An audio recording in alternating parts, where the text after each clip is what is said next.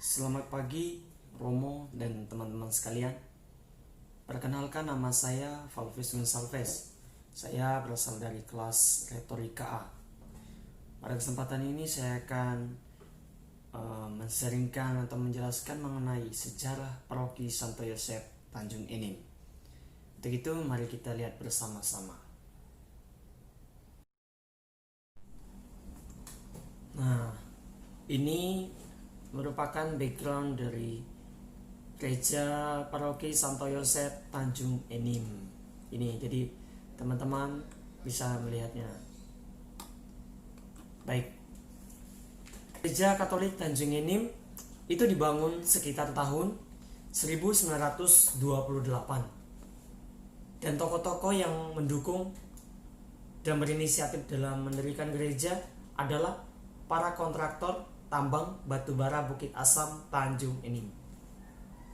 Tokoh-tokoh tersebut pada umumnya adalah orang-orang asing, Belanda, Jerman, Inggris, Tionghoa, bahkan Jawa. Menurut seorang saksi sejarah, pada tahun 1930 kegiatan gereja itu mulai teratur. Misalnya ada misa seperti hari Minggu atau paling tidak sebulan sekali. Pada masa itu belum ada pembagian stasi-stasi atau lingkungan. Yang ada hanya umat Katolik wilayah Tanjung Enim itu saja.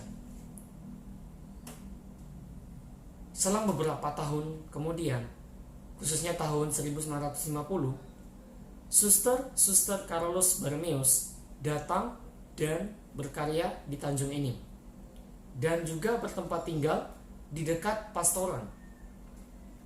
Para suster CB ini kemudian mendirikan sebuah sekolah Katolik yang bernama Emmanuel, atau hingga saat ini dikenal sebagai Xaverius Emmanuel.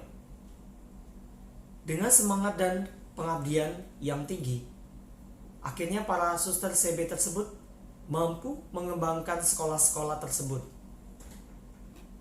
Selain dalam bergerak dalam bidang pendidikan, para suster juga berkarya dan terlibat dalam pengembangan umat, seperti mengajar agama, mengajar katekumen, pendalaman iman di kering-kering.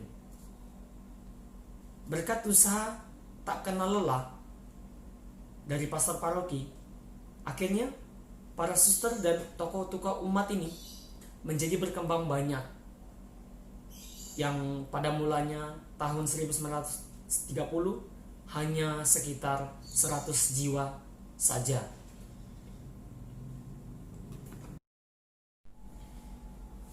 Umat Katolik Tanjung Enim mengalami suatu perkembangan yang pesat, dalam artian bahwa berkembang atau bertambahnya jumlah umat itu pada tahun 1965, di mana yang dulunya hanya sekitar 100 jiwa dan pada tahun 1965 mulai bertambah dan mulai bertambah.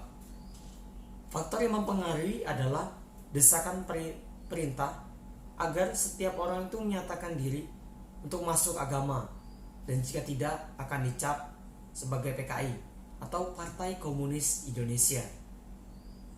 Dari situ kebanyakan orang menyatakan diri untuk masuk agama sesuai dengan kepercayaan mereka, dan pada umumnya adalah orang-orang Tionghoa yang sebagian besar masuk ke agama Katolik. Selain itu juga di daerah Tanjung Enim sendiri terdapat bermacam-macam ragam pemeluk agama seperti Islam, Katolik, Kristen Protestan, dan ada sebuah sekolah tinggi teologi di mana merupakan tempat para calon pendeta. Di daerah Tanjung Enim terdapat rumah-rumah ibadat yang berdiri secara berdampingan. Sejauh ini tidak ada masalah antara pemeluk agama, namun tetaplah perlu ditingkatkan lagi hubungannya harmonis antar pemeluk agama. Ini merupakan data-data pastor yang pernah bertugas dan berkarya di Paroki Santo Yosef Tanjung Enim. Nah, ini teman-teman bisa melihatnya sendiri ini. Ini sangat banyak sekali pastor-pastor parokinya, dan mereka yang bertugas hanya periode hingga 1 tahun atau bahkan hanya 6 bulan saja di paroki Santo Yosep Tanjung Enim ini.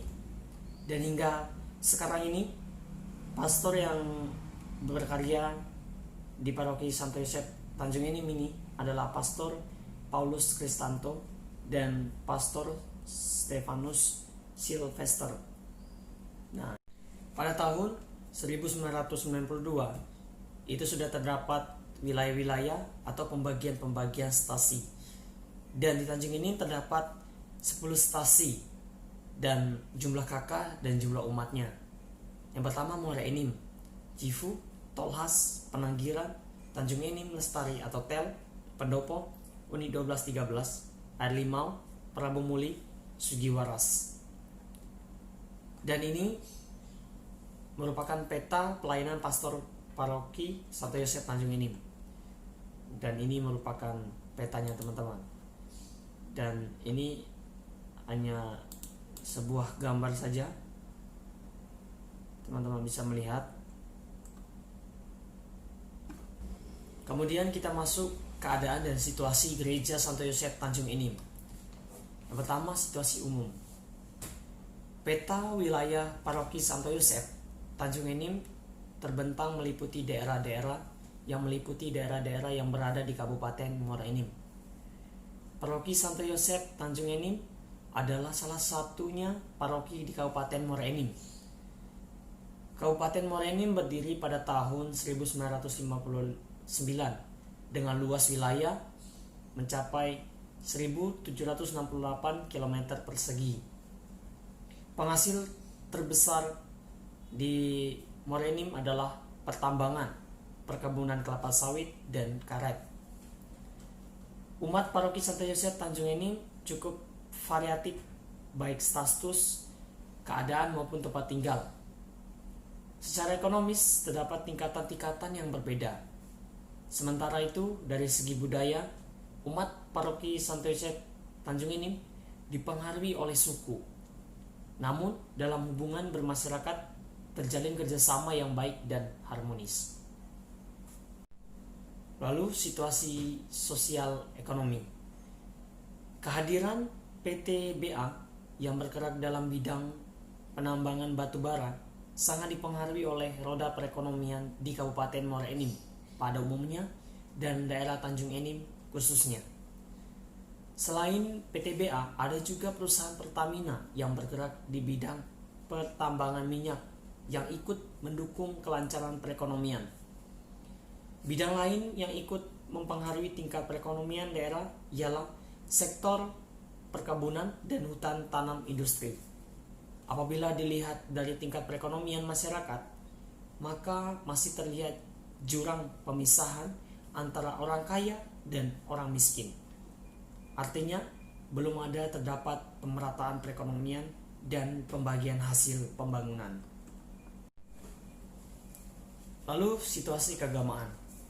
Masyarakat Kabupaten Muara Enim pada umumnya memeluk agama Islam. Begitu juga orang-orang di sekitar paroki yang pada umumnya beragama Islam. Dan juga ada fanatisme. Tetapi fanatisme ini belum begitu kuat, tapi juga bisa merusak suasana kemasyarakatan.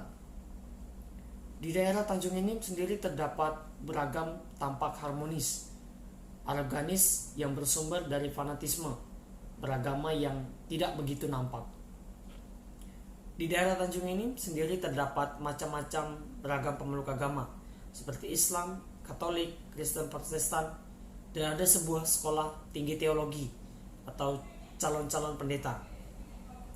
Di daerah Tanjung Enim juga terdapat rumah ibadat yang berdiri secara berdampingan, bermasjid, gereja Katolik dan gereja Kristen Protestan.